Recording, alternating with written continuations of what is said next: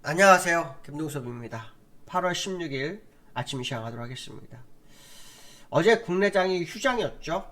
그 사이 이틀 동안 미국 시장은 하루는 상승, 하루는 하락의 모습을 보였습니다. 나스닥은 상승폭을 다 내주고 끝났고요. 다우는 조금 더 하락해서 끝나는 이틀이었습니다. 미국 시장에 영향을 미친 것은 두 가지였는데요. 하나는 중국의 경기 둔화, 또 하나는 미국 은행에 대한 신용등 강등 관련해서 주가가 좀 밀렸던 상황이 있었습니다. 15일날, 그러니까 어제죠. 우리나라 휴장일 때 중국에서는 지표가 발표가 됐었는데요. 소매 판매하고 산업 생산이 발표가 됐습니다. 예상치를 모두 하회하는 모습이 보였고, 중국 경기 둔화에 대한 우려가 점점 켜지는 상황이죠. 특히 중국에서 지금 컨츄리 가든이라는 오이 업체, 지난번 홍다 이후 컨츄리 가든 오이 업체마저도 부동산 업체가 그 채무를 갚지 못해서 약간 디폴트 가능성이 커지고 있죠. 그러한 시장에 영향을 미쳤습니다. 그로 인해서 미국에 있는 기업 중에서 중국이나 뭐 해외 비중이 큰 투자 비중, 그러니까 뭐 수출 비중이 큰 기업들, 뭐 항공기주에서는 보잉이고요. 건설기계주에서는 캐터필러, 기계주에서는 허니웰 같은 종목들이 경기 민감적으로서 약세를 좀 보이는 그런 하루였다, 이렇게 보시면 될 것 같고요. 근데 중국의 경기는 사실은 재오프닝 후에 별로 좋지 않은 게 계속 현실화 됐었던 거고, 또 중국의 부동산 같은 거는 사실 중국이라는 나라가 사회주의 국가이기 때문에 자본주의 국가보다는 파급 효과가 더 크지 않을 거라고 보거든요. 오히려 중국이 잘 막을 거라고 좀 보는데, 뭐 시장을 일단 그거에 대한 불안감으로 약간 시장을 흔드는 그런 모습이 있죠. 그래서 그런가요? 중국 인민은행에서 1년 만기 중기 요동성 지원 대출금리를 2.65에서 2.5로 내렸죠. 0.1로 내렸습니다. 그래서 유동성 공급을 또 하는 그런 모습도 있었던 시장의 모습이 있었다, 이렇게 보시면 될 것 같고요. 그 다음에 이제 요즘 그 시장의 특징 중에 하나가 뭐냐면, 미국 자체적으로는 아무 문제가 없는데 외부에서 미국을 자꾸 건드리죠. 지금 뭐 중국 경기 둔화로 해서 미국이 좀 빠졌다는 것도 있었고, 또 하나는 뭐냐면 피치가 그 얼마 전에 미국 신용 등급을 트리플 A에서 더블 A 플러스로 낮췄었거든요. 그러고 난 다음에 무디스가 미국의 중소은행들에 대해서 경고를, 신용등급 강등을 살짝 했죠. 그렇죠? 그러고 난 다음에 피치가 갑자기 대형은행을 포함해서 70개 은행 뭐 신용등 강등 가능성을 경고했다고 합니다. 그게 이제 미국 시장을 흔들어 버리는 상황이죠. 그러니까 외부의 힘에 의해서 미국이 좀 흔들리고 있는데, 갑자기 신용평가기관들이 그러네요. 특히 피치가 아주 굉장히 공격적으로 미국에 대한 어떤 뭐 경고성, 그다음 신용등 강등을 시도하고 있는데요. 사실은 피치는 과거 사례로 보면 항상 S&P와 무디스 이어서 움직이는 그런 신용평가 기관이었거든요. 근데 이번에는 S&P와 무디스는 가만히 있고 피치가 먼저 움직여서 시장을 흔들어 버리는 뭐 이런 상황도 있습니다. 피치는 미국 계열이 아니죠. 영국 계열입니다. 영국 내에 있는 건데 무슨 생각인지 모르겠지만 미국 시장을 흔들기 시작한 것이 시작됐다, 그런 해석도 해봐야 되겠죠. 어쨌든 미국 시장은 그로 인해서 조금 하락하는 오늘 상황이 발생했고요. 나스닥은 1.1%, 다우는 1%. 장 초반부터 계속 하락세를 유지했던 그런 상황이었던 것으로 보입니다. 다우 차트를 한번 보시면요, 여기네요. 여기 살짝 요 하방정식성 있는 자리에서 약간 밀려서 끝나는 그런 상황이 나왔고요. 나스닥도 역시 마찬가지로 나스닥은 사실은 어저께 하락했던 부분이 있었어요. 0.46%. 그 자리에서 하락했다 올라와서 1%로 끝났기 때문에 고기를 지켰습니다. 그래서 60일선은 지키고 끝나는 그런 상황이 나왔죠.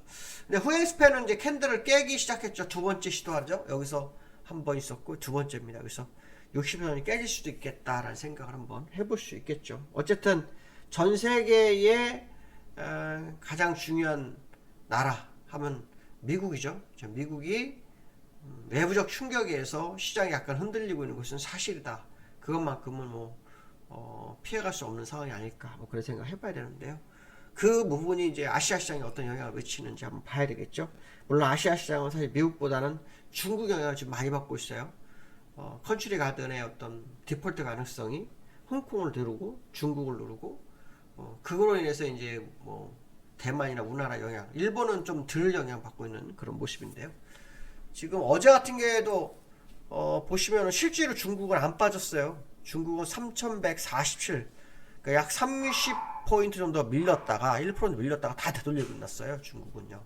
그러니까 이걸 보면은 지금 사실은 중국에서 사고가 터졌지만 아무 문제가 없는 상황 아니냐. 오히려 외부 중국의 어떤 영향으로 뭐 이렇게 중국 위에 이외의 아시아 국가들 빠지고 있지만 사실 그 의미가 있을까? 뭐 그런 생각도 한번 해봐야 될 것 같고요.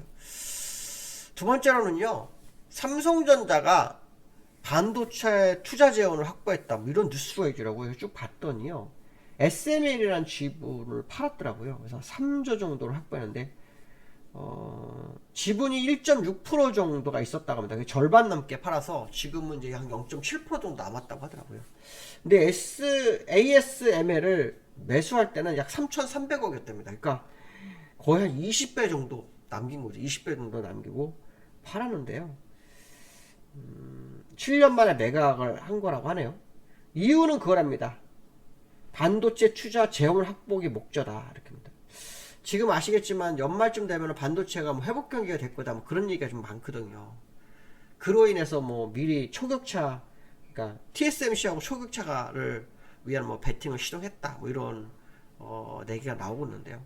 이게 이제 오늘 삼성전자에 영향을 미치는지 봐야겠죠. 그렇지 않으면 삼성전자에는 상승 재료가 요즘 매우 제한돼 있었잖아요. 어제 뉴스 보면은 삼성전자가 지금 상반기에 재고율이 더 늘어났다는 말도 있었거든요. 그런 와중 속에서 뭐 반도체 싸움을 또 다시 시작하는 그런 과정으로 본다 그러면 삼성전자에 대한 기대감이 또 시장에서는 사에서 흘러나올 수 있지 않을까, 뭐 그런 해석이 되는 그런 뉴스가 있었다, 이런 해석을 해봐야 될 것 같고요. 삼성전자 차트를 좀 볼 필요성이 있는데, 삼성전자가 지금 이 122선까지 밀렸어요. 120선까지 밀린 상황이라서 여기서 이제 어떻게 끌어올리는지가 상당히 중요하겠죠. 여기서 어떻게 끌어올리느냐. 일반적으로 121선을 한 번에 깨는 경우가 좀 드물거든요. 보통 이제 121선에서는 이제 한번 싸움을 겪고서 올라오는 경우가 꽤 많기 때문에 그런 부분들 보시면 이제 이 121선에서의 지지력을 한번 확인해 봐야 되지 않을까. 뭐 그런 해석을 해봐야 될 것 같고요. 세 번째로는 코스피에서 기관이 이달만 3조를 팔았답니다. 정확하게 3조 3천억을 팔았습니다. 거래일수로는 9거래일 만에 3조를 팔았습니다. 굉장히 많이 팔은 거죠.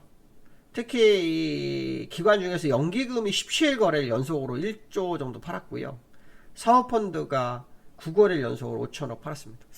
내부의 적이란 말이 이런 게 내부의 적인 거죠. 그렇죠? 기관은 그래도 한국 투자기관인데 오히려 시장을 매도로 누르는 이런 상황이 돼버리고 있는 그런 문제가 되고 있다, 이렇게 보시면 되는데요.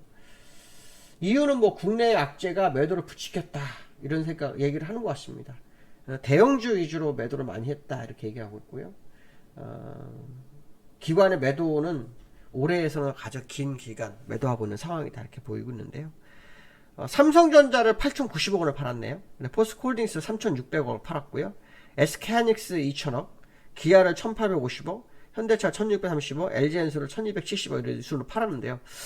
이 종목들 보니까 이번에 올랐던 종목들입니다. 삼성전자 조금 내렸지만 이전에 올랐던 종목만큼은 이익을 좀 취하는 거 아닌가. 그러니까 이 매도가 주가를 누르고 있는 상황이 됐지만 사실은 약간 이익 실현을 하는 과정이 아닌가 생각도 합니다. 특히 포스코홀딩스 같은 경우, SK하이닉스도 오히려 많이 뛰었었잖아요. 그러니까 그런 종목들. 기아차도, 현대차도 요즘 실적이 나쁘지 않아서 상당히 좋았었거든요. 그래서 그런 상황으로 봤을 때 삼성전자 같은 경우는 조금 고점에서 여기서 지금 외국인이 많이 샀죠. 거기에 이제 기관이 팔아서 밀어버렸는데, 사실 외국인이 산 금액 대비 기관의 매도는 크지 않죠. 금액 대비는 크지 않은데 어쨌든 기관의 매도가 있다. 그래서 오늘부터 삼성전자의 흐름을 좀 잘 봐야 될 것 같습니다. 왜냐하면 삼성전자가 일단 재료가 하나 나오기 시작했다라는 거, 그게 삼성전자에는 방향성에 상당히 의미를 부여할 수도 있지 않을까, 그런 생각 해봐야 될 것 같습니다. 그 얘기는 기관이 매도를 멈출 수도 있지 않을까, 뭐 이런 생각도 해봐야 될 것 같습니다. 오늘 여기까지 하겠습니다. 감사합니다.